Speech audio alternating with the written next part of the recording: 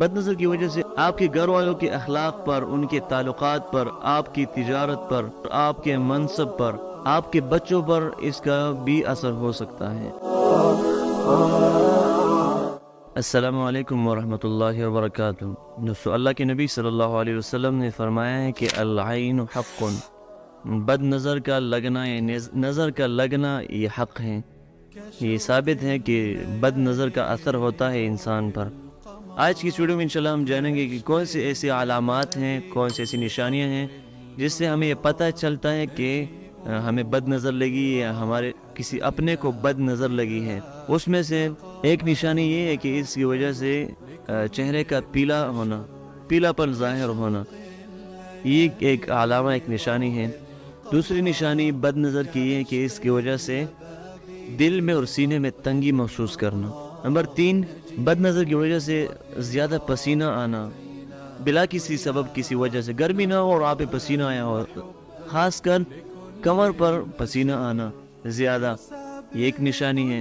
Number 4، اس کی نشانی یہ ہے کہ بد نظر کی وجہ سے جب آپ پر کوئی شرعی دم کرے، قرآن کریم آپ کے اوپر پڑے تو اس کی وجہ سر میں درد زیادہ ہونا، ایک اور نشانی ہے۔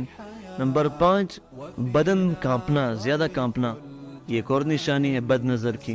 ایک اور نشانی بد نظر کی یہ ہے کہ اس کی وجہ سے جوڑوں میں اور بدن کے اور حصوں میں درد ہونا۔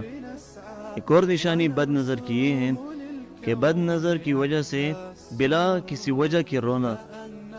ایک اور نشانی یہ بھی ہے کہ بد نظر کی وجہ سے زیادہ جمائیہ لینا، اس طرح وہ منہ کھولتے ہیں، ہمیں جب تھکاوٹ ہوتی ہے منہ کھولتے ہیں، ایک اور نشانی ہے بد نظر کی۔